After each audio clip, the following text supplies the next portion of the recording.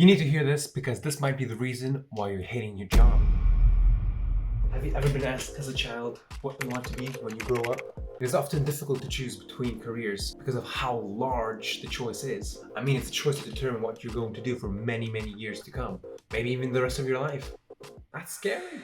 But in recent years, that choice of picking your field of work has become blurrier.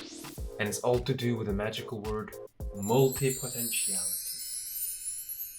Or the less cool word, generalist. What is that, you ask? Well, I like Tamara Fisher's explanation best. Multipotentiality is the state of having many exceptional talents, any one or more of which could make for a great career for that person. Now, Tamara is a gifted educational specialist who surveyed some of her students about their possible multipotentiality and what they want to be when they grow up. She gave them cards where they could list their future careers, along with a question if the choice was difficult to make or not. Now, there were a handful of kids who did not struggle to do that at all. Wanted to be a lawyer, an actress, a doctor, but most of the kids give an endless list of their dream careers. For example, Mary from the 7th grade said she wanted to be a teacher, a doctor, a CPA, artist, baker, saying it was hard for her to choose because she has so much potential in many of those areas. Or Michelle, also a 7th grader, she said she wanted to be a writer, optometrist, odontist, pharmacist, a scientist who researches cancer, a radiologist specializing in nuclear medicine. Huh? Of these specific choices there, Michelle. Anyways, imagine this scenario. When you started your current career, you might have been very interested and all consumed by it, but there came a point where you started getting bored of your job. Now you might have tried to persist because of how much time and even maybe money invested into this job. That sense of boredom, that dullness just didn't go away. That's not to say that you lost your passion for it. It might be because you have too many passions. As a multipotentialite, being cooped up in one career whilst having many other passions in other areas can be stressful and exhausting. Keep some doors open. There's nothing to say that you can't use your current talents as hobbies. Maybe play in the local pub, draw some friends for your pictures, maybe write some poetry for your loved one, or create a science laboratory in your basement to practice radiology specializing in nuclear medicine. Michelle. By maintaining some of your interests as hobbies, you give yourself the opportunity to explore and develop those talents while making money with your other ones. Combining passions to create a career is also an option. That's idea synthesis. Taking knowledge from one area and applying it to a completely unrelated field is how new ideas are born. Multipotentialites are rapid learners. That's because they've been beginners so many times in the past. Learning is a skill, and they are experts in it, or as I like to call it, veteran newbies.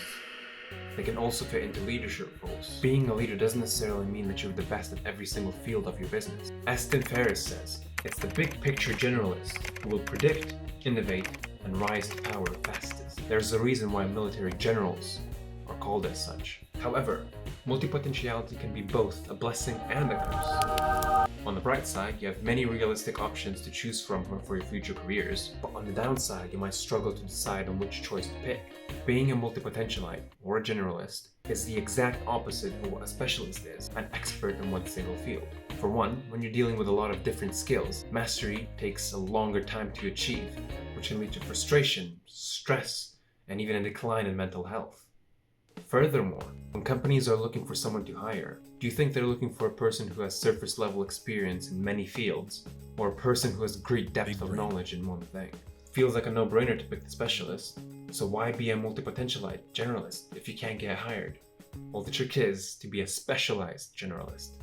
Specialize externally, so people who want to hire you know that one thing that you're good at, but remain a generalist internally. Compose music, study philosophy, learn poetry. When you start getting the work from the job you specialize in, something called the halo bias starts happening. If they're good at this thing, well, they must be good at that other thing, or this other thing. But it also works the opposite. If this guy is terrible at drawing, he must be terrible at art, even though that person might be an amazing sculptor for all we know. This bias will help shape how people perceive you in your other fields of interest, be it positively or negatively. Being a multipotentialite makes you richer internally, whilst being a specialist makes you richer externally. Combine these two together and don't hesitate to pursue something even though it's not in line with your current or future career. Thanks for watching. If you enjoyed the video, please hit like and subscribe, and if you want more from me, stick around.